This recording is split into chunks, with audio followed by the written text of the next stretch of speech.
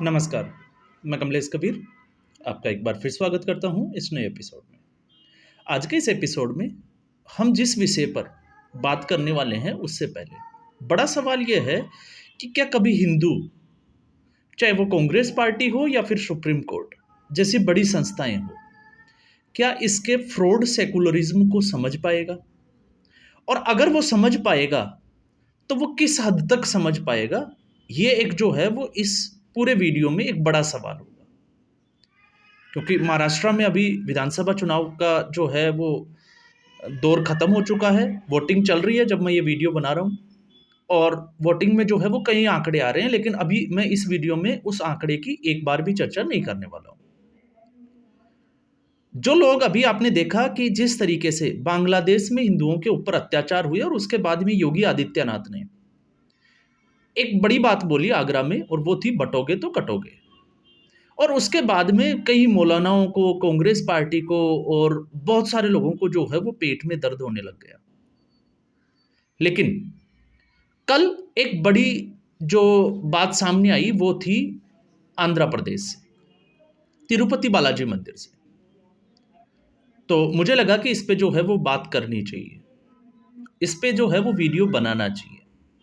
और क्यों, उसको भी हम समझेंगे। तो मैं उम्मीद करूंगा आप इस वीडियो में अंत तक बने रहेंगे और कुछ फैक्ट्स के साथ जो है वो इसको समझने की कोशिश करेंगे। तो सबसे पहले तिरुपति बालाजी का जो देवस्थान है उसको टीडीटी, टीटीडी के नाम से जो है वो जाना जाता है शॉर्ट फॉर्म में। और इसमें जो है वो अभी कल एक खबर आई है कि गैर हिंदू कर्मचारियों को एक ऑप्शन दिया गया है, क्योंकि इस वक्त जो है वो चंद्रबाबू नायडू की सरकार है। और कांग्रेस पार्टी तो आपको पता ही होगा, उसका इकोसिस्टम जब से जून में लोकसभा चुनाव के परिणाम आए उसके बाद में नरेंद्र मोदी को, चंद्रबाबू नायडू हो या फिर बिहार के मुख्यमंत्री नीतीश कुमार, इस बहाने जो है वो बैसाखी की सरकार के, या हम और भी कुछ कह सकते हैं, तो उन चीज़ों को लेके जो है वो कोसते रहते हैं और वो हम देखते आए हुए हैं।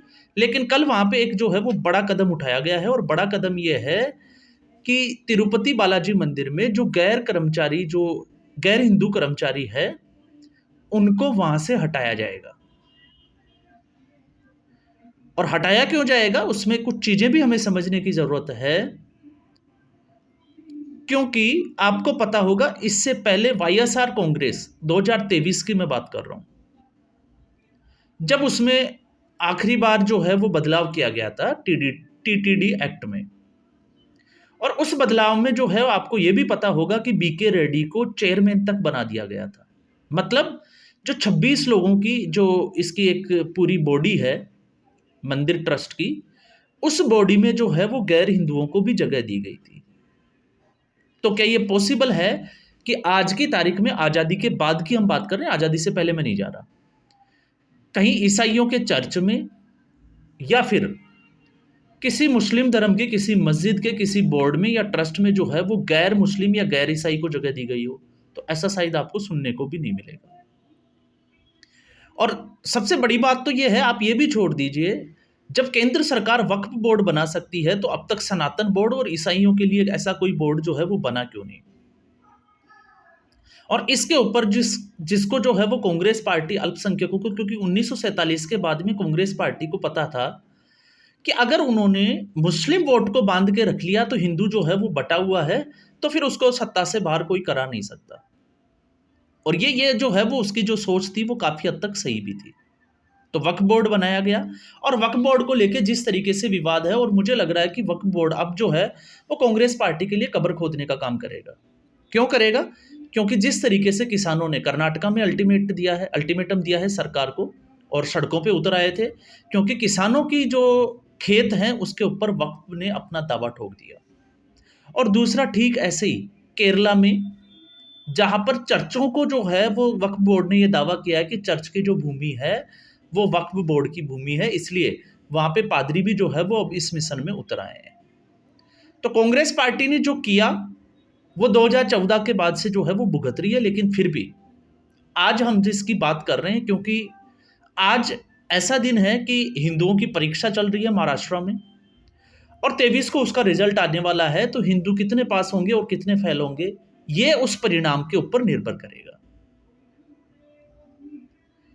क्योंकि जो हरियाणा का विधानसभा चुनाव परिणाम था वो हिंदुओं को जागने का, और एक ये था कि अगर हिंदू इकट्ठा हो सकता है तो वो कुछ भी कर सकता है।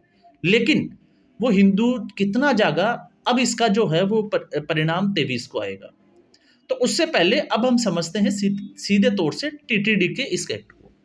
तो आप सबको पहले जो है वो पता होना चाहिए कि ये एक्ट क्यों जरूरी है, क्योंकि 1933 में आपको पता होगा तिरुपति बालाजी जो देवस्थान था उसको सरकार ने अपने नियंत्रण में ले लिया था। तो क्या मस्जिदों और चर्चों को सरकार ने अपने नियंत्रण में लिया? तो अब आप इसका जो है वो सवाल खुद ढूंढोगे, उसका आंसर आपको पता चल जाएगा।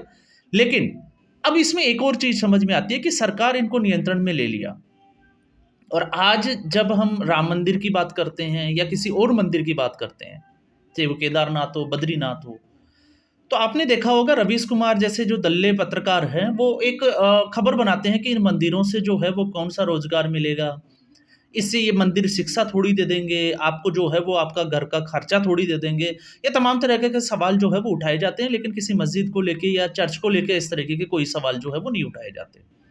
तो आपको जानकर हैरानी होगी, जब मैं ये इस पे रिसर्च कर रहा था तो लगभग जो है वो टीटीडी मतलब तिरुपति बालाजी जो देवस्थान है वो लगभग 12 कॉलेज और लगभग ऐसे ही जो है वो 13 स्कूल चलाता है। तो आप सोच के देखिए कि कितने बच्चों को ये मंदिर जो है वो शिक्षा देता है या शैक्षणिक कार्यों से जुड़ा हुआ है। तो इससे आपको अंदाजा लग जाएगा। रोजगार आप छोड़ दीजिए, रोजगार तो जो है वो आप देखिए किसी भी अभी अयोध्या में जो है राम मंदिर के प्राण प्रतिष्ठा हुई और उसके बाद में रोजगार के आंकड़े जो है वो कितने बढ़ गए वहां के लोगों के लिए। तो हम उसको एक बार के लिए छोड़ देते हैं, हम सीधे तौर से जो है वो मंदिर मस्जिद की बात कर रहे हैं। तो यहां पे आप आ जाइए। ऐसा क्यों? अब मैं इसलिए क्यों कह रहा हूं, क्योंकि जो हमारा संविधान है, जो अंबेडकर का जो संविधान है, उसमें 14 से लेकर 18 तक स्वतंत्रता के अधिकार जो है वो दिए गए हैं, और उसमें से आर्टिकल 16 जो है वो धार्मिक स्वतंत्रता के ऊपर है, और उसका क्लोज अगर 5 उठा के देखते हैं तो वो भी यही कहता है कि कोई भी धार्मिक संस्था या कोई भी संस्था जो है वो अपने धर्म का प्रचार प्रसार कर सकती है, वो जो है वो इसको लेके स्वतंत्र है। तो फिर सवाल ये उठता है कि फिर इसमें जो है वो किसी भी सरकार का हस्तक्षेप क्यों? और अगर ऐसा है तो फिर संविधान जो है उसको कुचला किसने, उसको दबाया किसने? ये जो है वो बड़ा प्रश्न चिन्ह खड़ा हो जाता है। और फिर ये मैं 1933 के बाद की बात कर रहा हूं, और जब ये मैं बात कर रहा हूं तो ऐसा क्यों हुआ उसको हम समझते हैं। तो इस वक्त हालांकि खबर ये थी कि टीटीडी ने जो है वो 44 के आसपास ऐसे कर्मचारियों को जो है वो मार्क किया है जो कहीं ना कहीं गैर हिंदू होते हुए जो है वो इसके जो देवस्थान थे उसके धार्मिक कार्यों से जुड़े हुए थे। अब उनको जो है वो दो ऑप्शन दिए गए हैं कि या तो वो वीआरएस ले ले, मतलब जो आपकी रिटायरमेंट है उस समय से पहले रिटायरमेंट ले लेना, या फिर उनको जो है वो दूसरे सरकारी विभागों में उनका ट्रांसफर कर दिया जाएगा। अब क्या होगा, क्योंकि ये मामला जो है वो कोर्ट में जरूर जाएगा, मैंने इसलिए जो है वो सुप्रीम कोर्ट को कांग्रेस पार्टी के साथ में जो है वो ऐड किया है। और क्यों किया है, अब मैंने उसके कुछ जो है वो चीजें यहाँ पे मैंने नोट आउट करने की, कुछ फैक्ट्स पे बात करने के लिए। तो इसमें जो है वो सबसे पहले हम बात करते हैं, जिसपे हम संविधान की बात की, मैंने कुछ चीजें निकाली है। आंध्र प्रदेश का जो चैरिटेबल सेवा जो नियम है सेक्शन 3, ये आंध्र प्रदेश की राज्य सरकार का है, जिसको आंध्र प्रदेश हाईकोर्ट ने 2023 में करार दिया था। तो ये तो आपको पता ही होगा YSR रेड्डी की, जिसमें हमने बात की है। लेकिन अब हम बात करते हैं कि ऐसे जो है वो कितने कर्मचारी, तो इसमें जो है वो अगर हम तिरुपति जो बालाजी का जो मंदिर है उसमें 7,000 स्थायी कर्मचारी और 14,000 अस्थायी कर्मचारी है, तो उसमें से 300 तो जो है वो ऐसे आइडेंटिफाई किए जा चुके हैं जिनके ऊपर इस जो नया एक्ट जो अभी लेके आया है देवस्थान का जो ट्रस्ट बोर्ड, उससे उसको सीधे तौर से असर पड़ेगा। मतलब 300 तो जो है वो गैर से हिंदू वो साफ साफ जो है वो नजर आ रहे हैं। अब आती है इसमें कि विवाद जो है वो कहाँ से, क्योंकि सबसे पहले इसके ऊपर जो मुद्दा उठा था वो उठा था 1986 में। 1986 में टीटीडी ने एक मुद्दा उठाया था कि गैर हिंदुओं को इस ट्रस्ट से बाहर किया जाना चाहिए। और फिर उसके बाद में जो है, और ऐसा क्यों हुआ था उसकी भी वजह भी दी थी, क्योंकि उस वक्त एक गैर हिंदू महिला जो इस मंदिर में काम करती थी उसको चर्च जाते हुए देखा गया था। तो आप इसका उलट करके देखिए, जब आप चर्च और मस्जिद की बारी आती है और कोई फिर मंदिर में जाए तो क्या उसको घुसने देंगे? और ऐसे भी कई जगह हैं, अभी आपने देखा कि महाकुंभ में जिस तरीके से उन्होंने मुस्लिम धर्म के लोगों को जो है वो बायकॉट किया है कि वहाँ पे जो है वो नहीं कर सकते। फिर उसके बाद में आपत्ति जताई गई, तो क्या इस तरीके की क्या मस्जिदों में कोई जो है वो अनुमति है? तो आपको अंदाज़ा लग जाएगा कि है या नहीं है। फिर उसके बाद में ये मामला जो है वो राज्य सरकार के पास गया। राज्य सरकार ने जो है वो इसके ऊपर प्रतिबंध लगा दिया कि गैर हिंदू जो कर्मचारी है उनको बाहर नहीं किया जा सकता। और फिर इसके बाद में जो है वो 1989 में, अब मैं आता हूँ इसमें एक्चुअल जो फैक्ट है वो ये है, 1989 में सुप्रीम कोर्ट ने टीटीडी के शैक्षणिक संस्थानों में गैर हिंदुओं की भर्ती की अनुमति दी। और ये काम किया किसने? सुप्रीम कोर्ट ने। तो आपने देखा है कई बार जब अभी धर्म संसद हो रही थी, खैर उसमें इस तरीके की कोई टिप्पणी आई नहीं, लेकिन इससे पहले जो धर्म संसद हुई थी और किस उसमें जो है वो थोड़ा सा भड़काऊ भाषण हुआ था, तो उसमें स्वतः संज्ञान ले लिया गया था। और यही सुप्रीम कोर्ट जो है वो इस जगह पे अनुमति देता है, जबकि नहीं देना चाहिए। इसलिए मैंने कहा है कि अगर आपको फ्रॉड सेकुलरिज्म समझना है तो वो सिर्फ और सिर्फ आपको इंडिया में ही देखने को मिल सकता है, किसी और कंट्री में आपको ये देखने को नहीं मिलेगा।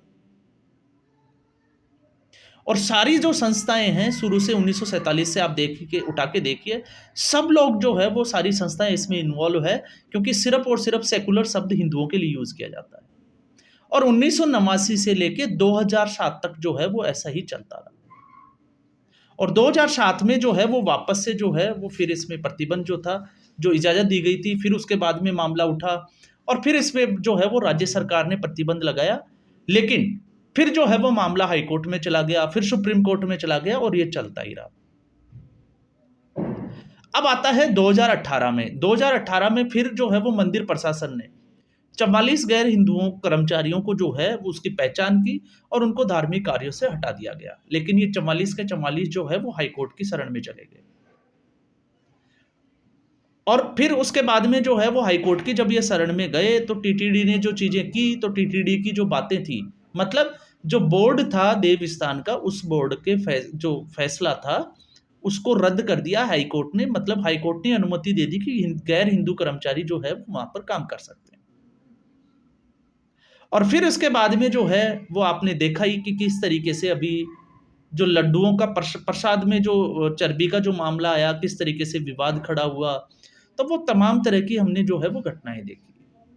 तो अब बड़ा सवाल ये है कि क्या ये जो सेकुलरिज्म है या सेकुलर जो है शब्द, क्या वो सिर्फ और सिर्फ हिंदुओं के लिए है या देव स्थानों के लिए है या फिर सबके लिए है? अगर इस देश में वक्फ बोर्ड बन सकता है तो फिर सनातन बोर्ड क्यों नहीं बन सकता? क्योंकि मेजोरिटी जो है वो ये चाहती है कि सनातन धर्म संरक्षण हो, या इसको हम कहें कि धर्म की रक्षा के लिए एक बोर्ड जो है वो वक्फ बोर्ड की तरह होना चाहिए। और अगर ऐसा नहीं हुआ तो बहुत सारी ऐसी प्रॉपर्टीज होगी जिसके ऊपर सीधे तौर से, जैसे वक्फ ने दावा किया और जिस तरीके से सरकार ने बड़ी चालाकी के साथ उसके लिए जो कानून बनाए, तो फिर वही कानून अगर योगी आदित्यनाथ जो है वो यूपी में जिस तरीके से बुलडोजर चलाते हैं, तो फिर उससे जो है वो आपत्ति क्यों हो जाती है?